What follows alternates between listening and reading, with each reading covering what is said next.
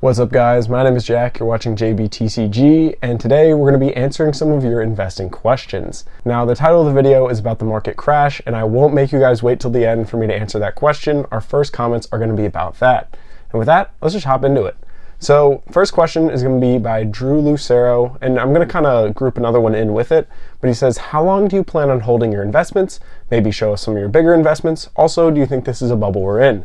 And then thanks for the videos. Thank you for watching. I really appreciate it. And thank you for asking me this question. And now I think it's XNOM2300. He asks, do you have a specific plan on what you'd like to use your investments for in the future?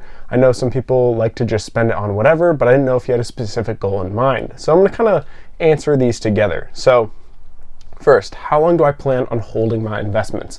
Well, this one is kind of tough because there's not a specific timeline that I have for them. It's not like I bought them 5 years later, I'm going to sell all of it and I'm going to take my profits all at that point in time. I'm kind of taking my profits as I go, especially on certain items that have appreciated a ton in value.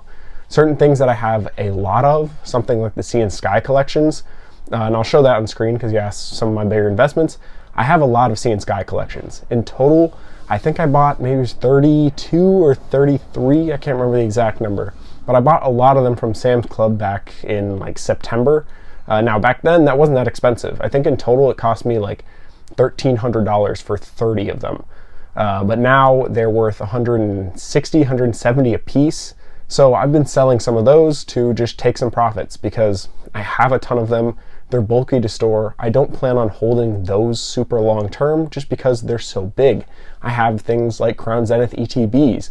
Those I plan on holding much more long term because they're more sealed collector item rather than something to rip packs from. And things like ETBs and booster boxes, those are the things I'm looking to hold long term.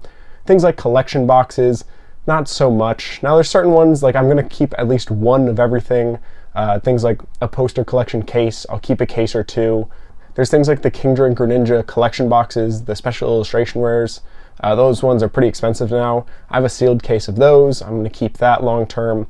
So there's some of these things that I am keeping long term, and by long term I mean 2+, maybe 3+ years, but things like random extra poster collections, random like binder collections, these I'm just selling as I go just to take in some profits, and I am selling some ETBs here and there, especially if I have a large position in them. Now things like sealed cases of Pokemon Center ETBs, and I'll put a picture up on screen of some of mine, those I am keeping long term as well. Now what do I plan on using these investments for? Well, partially to just buy new Pokemon products in the future. That way I don't have to keep putting money into Pokemon down the line. That'd be nice just to be able to buy new products, new cards that I want. I can just use the money that I made from these investments and not have to spend a dime of my personal money on this hobby.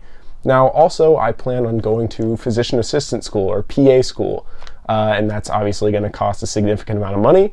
And I'd like to just use the money that I made from Pokemon investing to pay for all of it. Now to the last point, do I think we're in a bubble? Yes and no. Like yes, this is very much one of those like bubbly situations where I think things are being overpriced and they're going to fall back down. I think Opossum Bud made a video about a PSA 10U, like a regular holo from Celebration, selling for like $700. Yeah, that's something that's very characteristic of us being in a bubble. Now, if you're saying, is this bubble going to pop and everything's going to tank in value? I don't necessarily think everything, but definitely some stuff is being overhyped right now and probably will fall down in price, maybe 20, 30, 40%.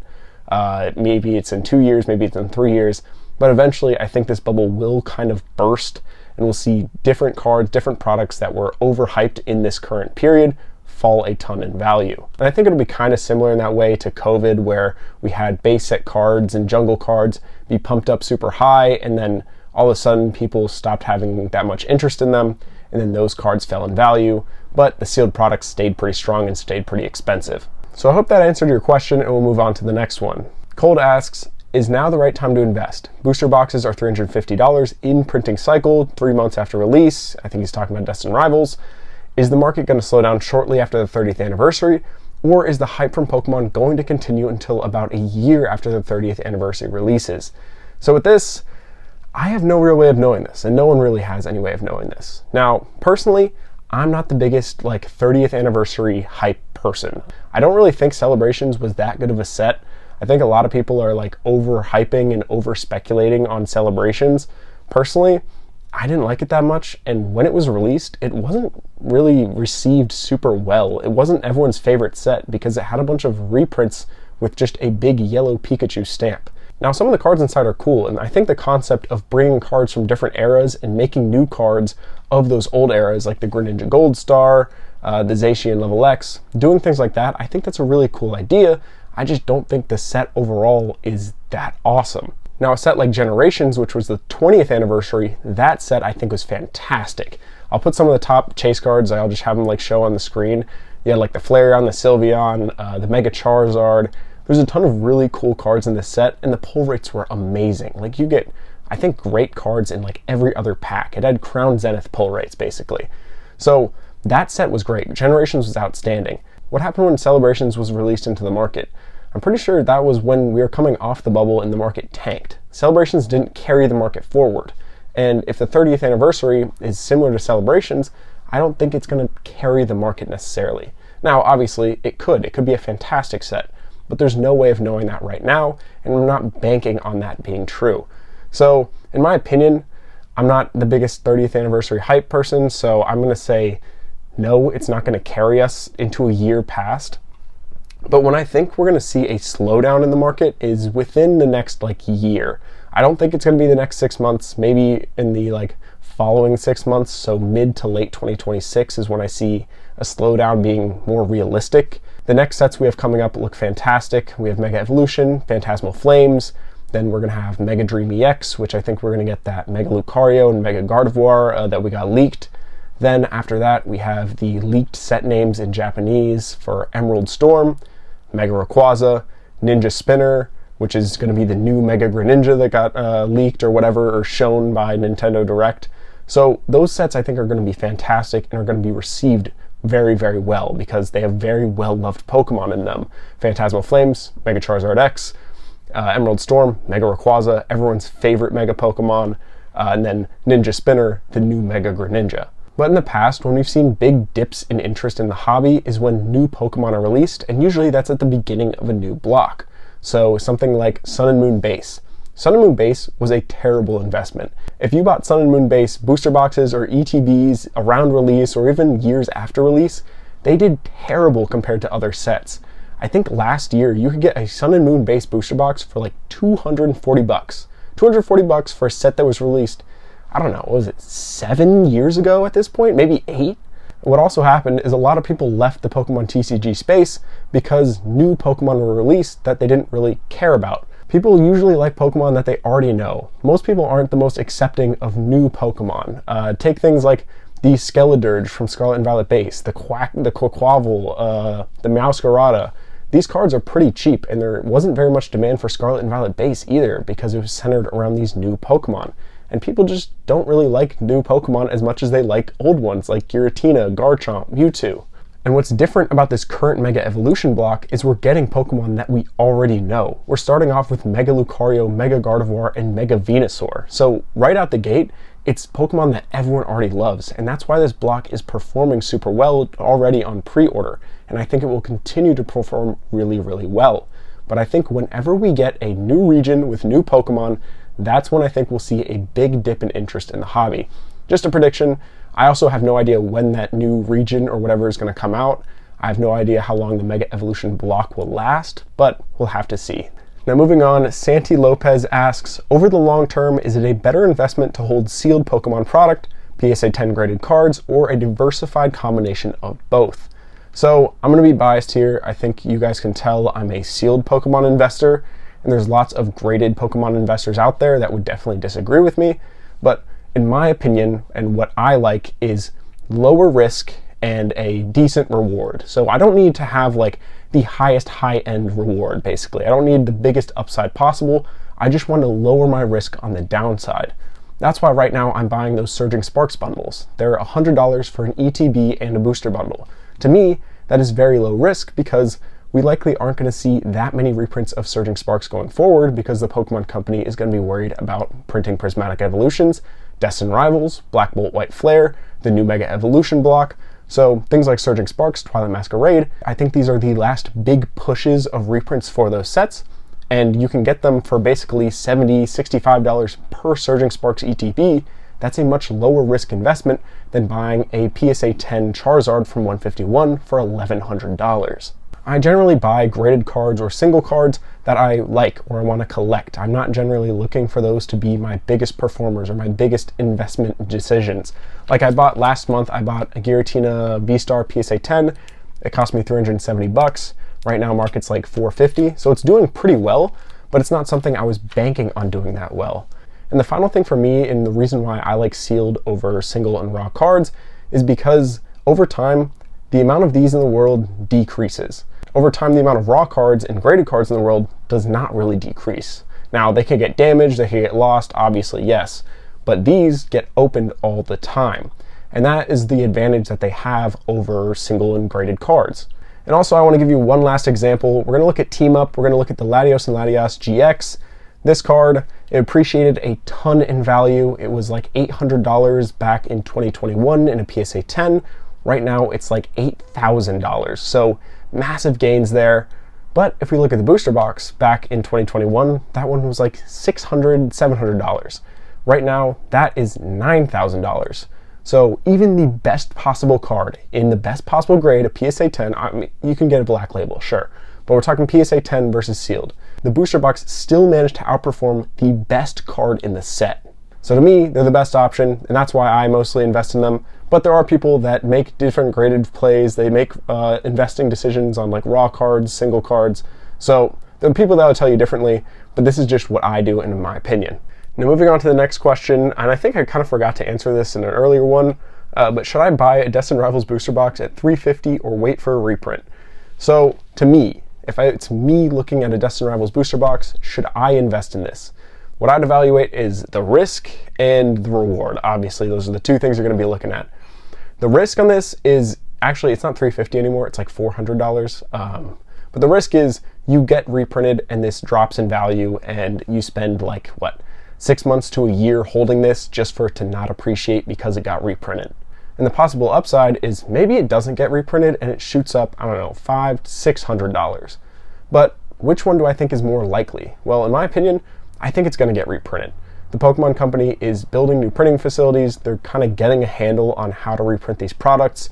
And in my opinion, maybe they don't reprint booster boxes. Maybe they don't. It seems like they haven't really done that much in the past. And maybe it just doesn't happen. But I think they will. I don't think they're going to let this be a $600 box within a year of release. So the upside isn't that high. If I was looking across the Pokemon hobby as to what to invest in, a Destined Rivals booster box is way too high on the risk versus reward scale. Things like 151 booster bundles, I'd rather buy 4 of those 100% of the time because we're likely not getting much more stock of these. We might not get any more stock of those. And that's a super well-loved set, and it's making big moves in the market, both in sealed and single cards. So to me, investing in a Destined Rivals booster box at these prices is way, way too high, way outside my risk tolerance, and that's why I haven't been doing it. I'm kind of going along with my answer there.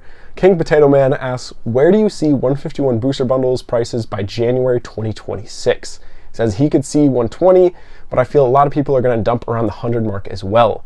And I think he's right. I think a lot of people will dump around the 100 mark. I'll probably sell a couple of mine for $100 just to take some profit. But honestly, I think it could be 120 to 130. Right now, the momentum in 151 is really, really high, both in sealed and in singles. So it's not just the sealed product shooting up while the singles stay stagnant.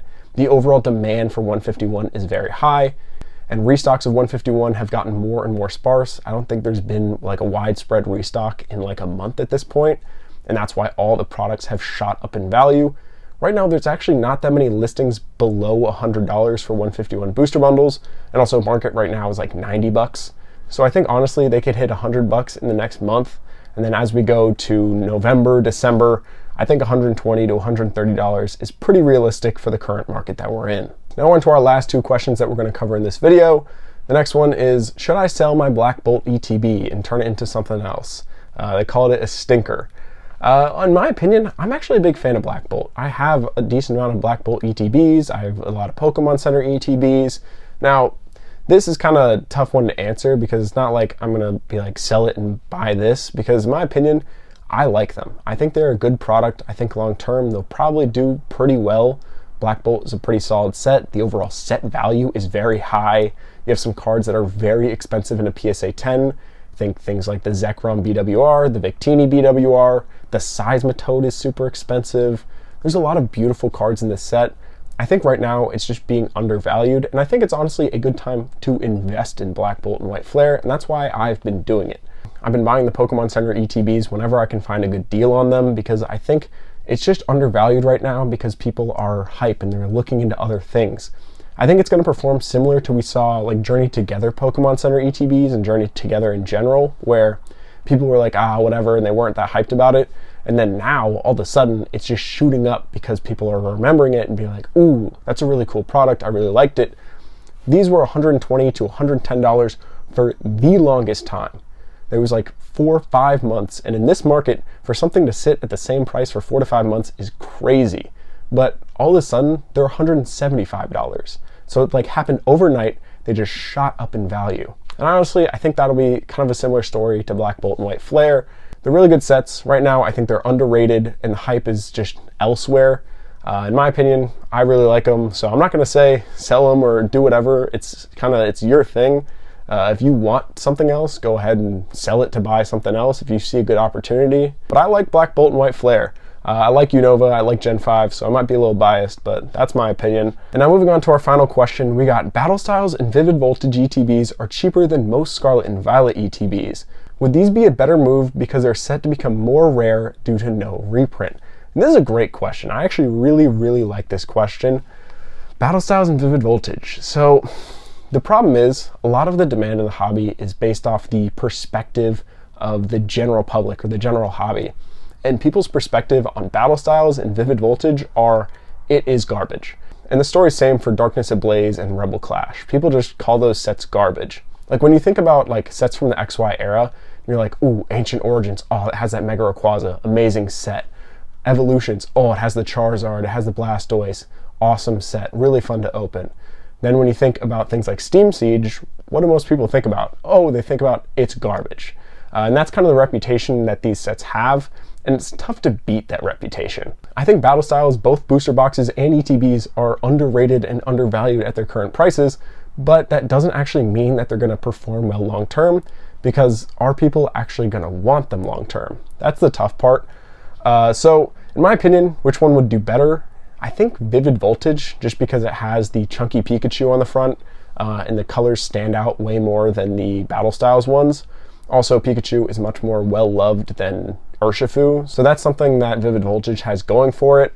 But better than most Scarlet and Violet ETBs? I don't know. Things like Obsidian Flames, you have Charmander on the front. The Obsidian Flames booster box is more expensive and more coveted than Battle Styles or Vivid Voltage. You have a promo card, you have the Charmander inside that is super well loved. And that's also another thing that Scarlet and Violet ETBs have going for them, is they have amazing promo cards that I think are going to carry them in the future. I mean, in the past, what, 2-3 months, the Obsidian Flames ETBs went from 100 to 150. So there's a ton of demand for these promo cards, and I think that's a factor that's hard to make up when you're comparing Battle Styles and Vivid Voltage to all the Scarlet and Violet sets. Also, on top of that, we probably aren't getting reprints for most of the Scarlet and Violet era sets. So Scarlet and Violet Base, Paldea Evolved, Obsidian Flames, what else? Paradox Rift, Paldean Fates.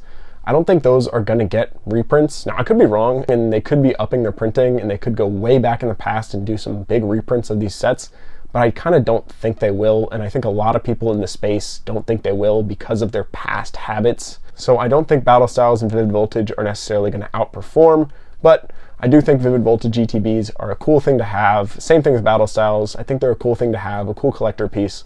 And right now, they're fairly cheap. So if you want an ETB and you want something that's a little bit older from the Sword and Shield era, definitely something to look at. Now, if you guys have any questions that you want answered in next week's video, drop them down in the comments. I'm going to try and make this a weekly series where I just answer random comments, random questions on the Pokemon hobby. And I hope you guys enjoyed. Let me know your feedback down below. But that's all I got for today. So as always, thank you guys so much for watching and stay safe out there.